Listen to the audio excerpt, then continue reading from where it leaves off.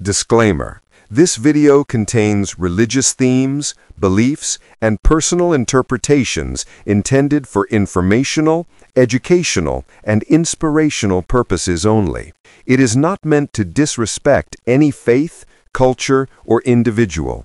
Viewers are encouraged to practice discretion and interpret the content according to the right teachings and globally accepted interpretation of the Holy Bible. All opinions expressed are those of the Creator. Lindol, digmaan, pandemya, sa tuwing bubuksan natin ang balita, parang hindi maiwasang magtanong, di ba? Ito na ba yun? Ito na ba yun yung sinasabi nilang huling panahon? Well, yan yung malaking tanong na susubukan nating himayin ngayon based sa mga sinaunang propesiya at mga senyales na dapat daw nating bantayan. Alam nyo, matagal ng tanong yan. Libu-libong taon na. Laman na yan ng mga kwento at mga kasulatan. Ang challenge para sa atin ngayon ay ito. Paano natin malalaman kung itong mga krisis na nararanasan natin ay ordinaryong bahagi lang ng kasaysayan o baka naman mga babala na to ng isang bagay na mas malaki at papalapit na? So, para masagot yan, kailangan nating tingnan yung mga sinasabing palatandaan o signs. Base sa mga source natin, ano-ano nga ba yung mga indikasyon na dapat nating hanapin sa mundo ngayon? Okay, ayon sa mga pinagkukuha natin, may mga partikular na kaganapan daw na hindi dapat basta-basta binabawala, mga palatandaan na nagsisilbing pahiwatig. So ano-ano ba to? Tara, silipin natin. Okay, unahin natin tong isang napakahalagang konsepto. Tinatawag itong pananakit ng panganganak o birth pangs. Ang idea ay ganito, parang paghilab ng isang nanay, di ba?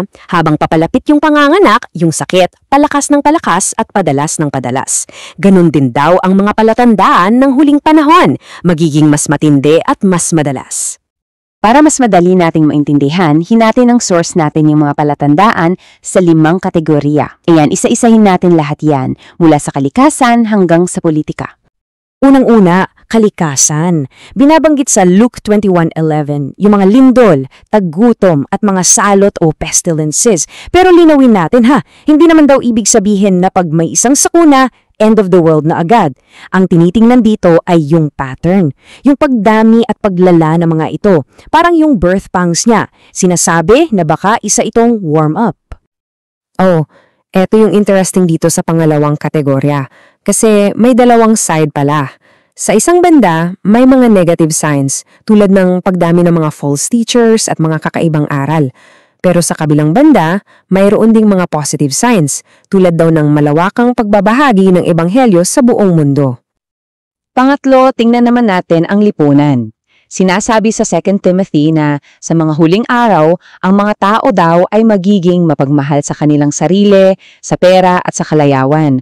So yung tanong para sa atin ay, kung titingnan natin ang kultura natin ngayon, nakikita ba natin ang mga ganitong katangian? Sabi ng source, mga sintomas daw to.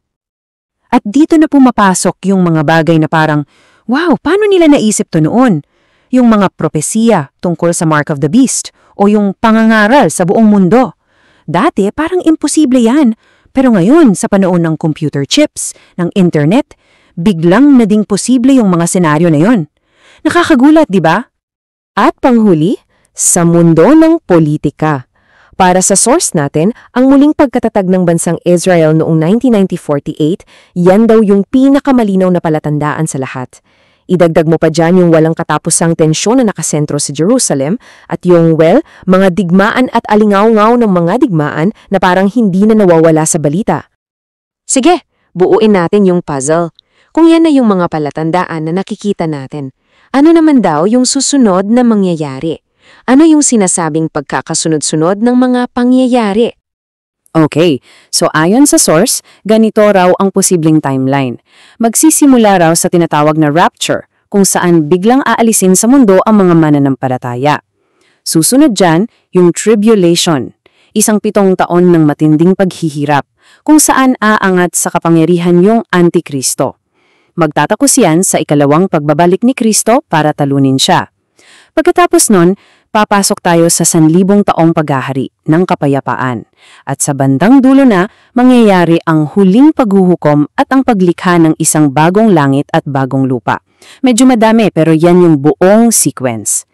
Pero, at ito yung isang malaking pero, Kahit may mga palatandaan, mayroon daw malaking panganib sa pagsubok na hulaan kung kailan eksaktong mangyayari ang mga ito. Napakahalaga nitong paalala mula sa ating source. O diba, sigurado may natatandaan kayong mga ganitong headline. Ito isa lang yan sa napakaraming prediksyon na, well, hindi nangyari. Bawat ilang taon, may lumalabas na bagong petsa, pero lahat sila palpak. At kaya mali raw ang paghula dahil direktang sinasalungat ng source texts ang ideya ng pagtatakda ng petsa. Sinasabi na, hindi para sa inyo na malaman ang mga panahon o mga petsa. At klaro, walang sino mang nakakaalam ng araw o oras. Yan daw yung pinaka-bottom line. At meron itong malagim na kasaysayan.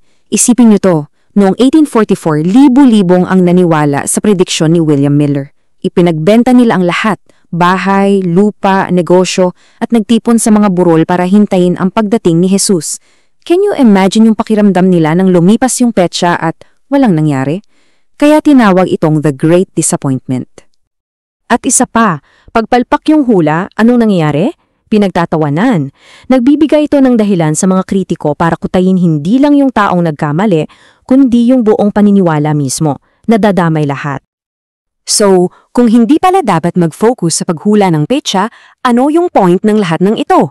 Ano yung pinakamensahe o aral na dapat nating makuha? Yung unang-unang payo, medyo surprising. Simple lang, mag-relax. Sa halip na magpanik sa bawat headline o mag-alala sa bawat sakuna, ang payo ay huwag maging obsessed sa mga ito. At pangalawa, maging handa. Pero teka, hindi yung handa na parang nag-aabang ka lang sa labas na nakatingin sa langit ha. Ang ibig sabihin na nito ay yung paraan ng pamumuhay mo. Mamuhay na para bang anumang oras pwedeng mangyari yung pagbabalik pero hindi ka nababali sa tukol dito. Sa huli, ang pinaka-summary ng lahat ay ilipat daw yung focus. Imbes na magtanong ng kailan, ang dapat na tanong ay paano. Paano tayo mamuhay ngayon? At ang payo ay simple lang. Mamuhay ng may pananampalataya, mahalin at pagsilbihan ng kapwa at ibahagi ang mabuting balita. Yan daw ang tunay na paghahanda. At yan yung iiwan nating tanong sa inyo. Kung hindi natin alam ang eksaktong araw o oras at maaring mangyari anumang sandali, paano nito babaguhin ang paraan ng pamumuhay mo? Simula ngayon. Kung nagustuhan mo ang pagtatalakay natin tungkol sa End Times Prophecy, huwag mong kalimutang i-like ang video na ito, mag-subscribe at i-on ang notification bell para hindi ka mahuli sa mga susunod pa nating Bible-based teachings. Ang pinakamahalagang bahagi ng propesiya ay hindi ang takot na dulot ng mga darating na pangyayari, kundi ang pag-asa sa tiyak na pagbabalik ni Jesus at ang pangako ng Diyos na siya ay laging tapat, laging makapangyarihan at laging kasama natin. Kaya habang papalapit na ang mga huling araw, pakatandaan natin, hindi tayo tinawag para matakot, kundi para maging handa, maging matatag at manatiling tapat sa Panginoon. Maraming salamat sa iyong panonood at lagi mong alalahanin, ang katapusan ng mundo ay hindi katapusan ng pag-asa, kundi simula ng walang hanggang kaharian ng Diyos. God bless kaibigan at muli tayong magkita sa susunod na video. My children, hear the word of truth, for the kingdom of heaven is at hand. Open your hearts.